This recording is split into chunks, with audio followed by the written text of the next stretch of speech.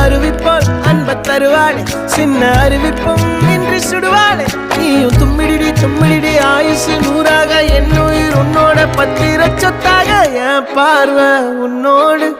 உன் பொம்மை கண்ணோடு பேசாமல் விண்ணோடு நாம் மிதந்து போவோம் காதாரா அடியாளோ